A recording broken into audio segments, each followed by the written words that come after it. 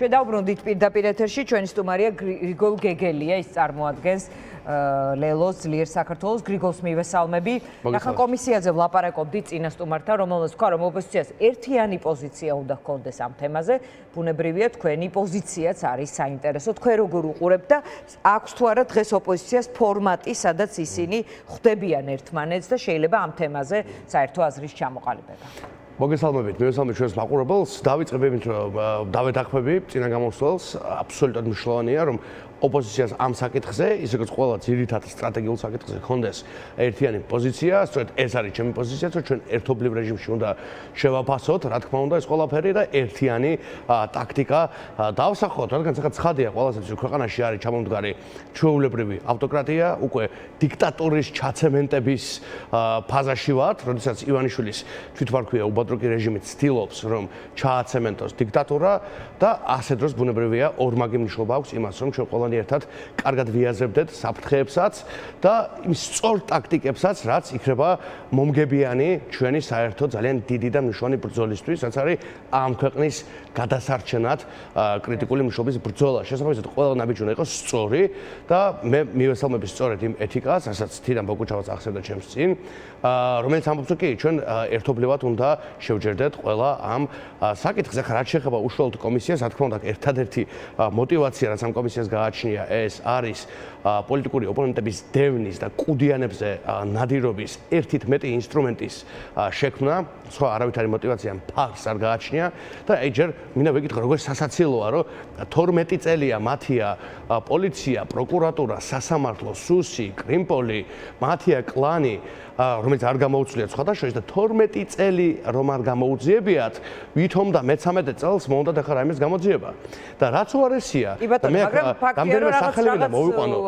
რაღაც მიზნები აქვთ ამისთვის, მათ შორის პარლამენტი ადამიანის დაპატიმრება და არასასურველები, ასე ვთქვათ, საპატიმროში გაუშვათ. რა თქმა უნდა, ეს ერთი მიზანი. გამოართვან თინა ბოკუჩავა წერდა. ხო, ერთი მიზანი არის, რომ რაც შეიძლება მეტი ადამიანი გახდეს სისხლის სამართლებრივი წესით დევნის საგანი, მეორე არის, რომ შექმნან ფარსი და იმიტაცია თითქოს და რაიმე რეჟიმს ებრძოდნენ, როდესაც თვითონ გახდნენ სამარცხვინო კონსოლიდირებული ავტოკრატიული რეჟიმი, რომელსაც მემკვიდრეობად მიიღო ყველა მანკიერება მიხეილ სააკაშვილის ხელისუფლებისგან, თავისი სასამართლო კლანით, თავისი პროკურატურით, თავისი მართლაც deep state-ით და აი რამდენიმე სახელი რაც მოაწყარი გზაში, რამდენიმე სახელი ამოვიწერეთ. მინდა ვიკითხო, მაგალითისთვის ხარებას დაიბარებს ეს საგამოძიებო კომისია, აი ხარებას ორი გვამის ვიდეოში გვახსოვს, რომ დარბის ვანომერაბაშვილთან ერთად ეგ რუსთაველზე ადამიანებს არბევდა იმ რეჟიმის დროსაც.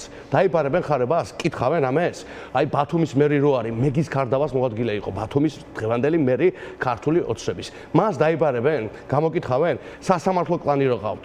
ამ კლანს იმ კლანს, რომელიც გირგვლიანის საქმესაც იყო კლანი და ყველა სხვა პოლიტიკურ და არაპოლიტიკურ საქმესაც იყო კლანი, მათ დაიბარებენ და გამოკითხავენ.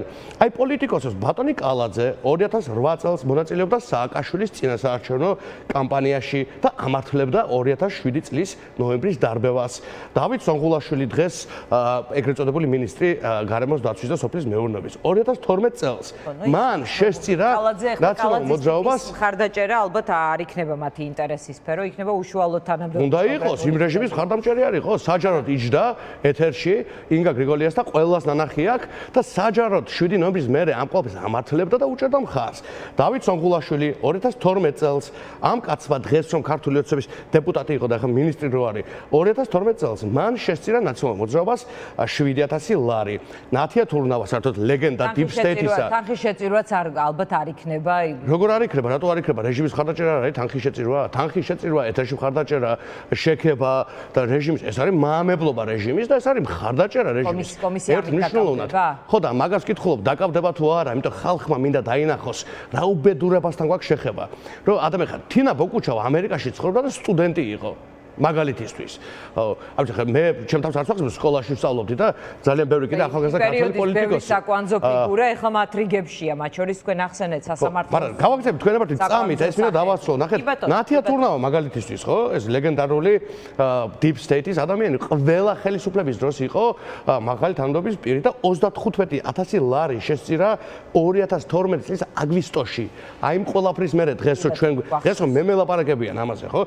ბექა ოდიშარია 35,000 ლარი შესწირა ასევე ნაციონალურ მოძრაობას 2012 წელს.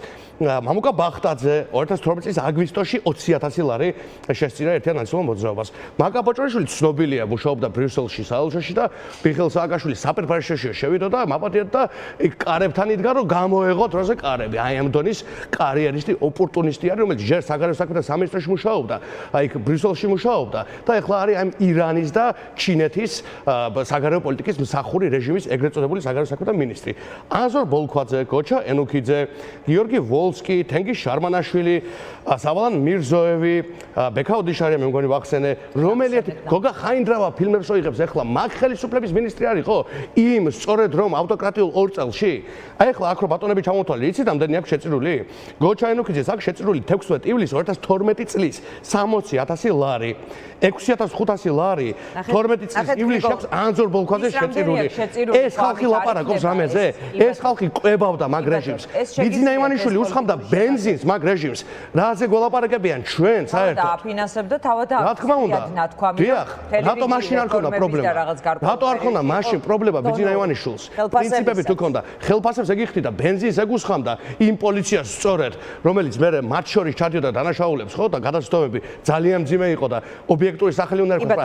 იგივე კლანი დატოვა, იგივე პროკურატურა დატოვა, თვითონ აფინანსებდა და როცა თვითონ დასჭირდა პოლიტიკურად იყენებს ფარსად ადამიანების წინააღმდეგ, აი deep state დიანა, deep state არის ეს. აი ეს ადამიანები, აი ეს ბოროტმოქმედების სია, რომელიც ერთ რეჟიმსაც მოერგნენ, მეორესაც მოერგნენ, იმასაც ფულს სწირავდნენ, ამასაც ფულს სწირავდნენ, იმის დროსაც ფულს აკეთებდნენ, ამის დროსაც ფულს აკეთებდნენ და გაღლიტეს და გააუბედურეს ქართველი ერი. და ეხლა გამოდიან და ის ფარსი უნდა დაგვიდგან. კიდე რაღაცა შოუ. როგორი უნდა იყოს გადაწყვეტილება თქვენი აზრით ერთიანი ოპოზიციური ამ თემაზე? ეს მე ვფიქრობ არის კონსულტაციის საგანი, მე არ მინდა გავასწრო მოვლენებს, ძალიან მარტივად მე ვერავის ვერ ვეტყვი რა გააკეთოს საკუთარ შემთხვევაში, ხო?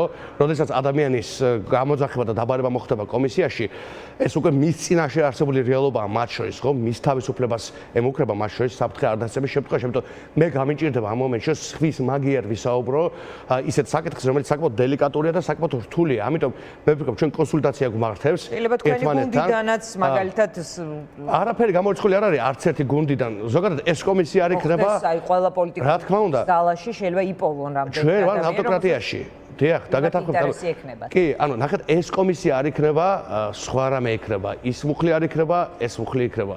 არც ერთი ჩვენგანი, ვინც დღეს ვართ ამ ბრძოლაში, არ ვართ არაფრისგან დაზღვეული და ჩვენ ეს ყველას უნდა გქონდეს გააზრებული და მე ვფიქრობ გვაქვს გააზრებული, მაგრამ ქართული სახელმწიფო და მისი ათასწლოვანი ისტორია და ამ ქვეყნის სწორად განვითარება გადასწონის ყველას ვა რისკს, იმიტომ რომ ეხლა არის ბოლო შანსი, აბსოლუტურად პირდაპირი გაგებით ბოლო შანსი, როდესაც დავიხსნათ ეს ქვეყანა ბოროტმოქმედი რუსი მავნებლებისგან, რომელიც ყველაფერი გაყიდეს, საკუთარი ოჯახები და შვილებიც კი გაყიდეს, იმიტომ რომ მათი მომავალი გაყიდეს, მთელი ქვეყანა გაყიდეს.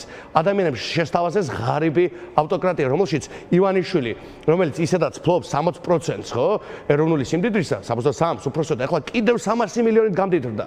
300 ლარი არ მომატებია ხელფასი ჩვეულებრივ რიგით მშრომელ ქართველს და 300 მილიონი დააგროვა ბოროტმოქმედმა ივანიშვილმა ჩვენი ეროვნული დოვლათით და იმ პოლიტიკური ბატონობით, რაც აქვს საქართველოში de facto გაფორმებული, მაგრამ de jure არა აქვს.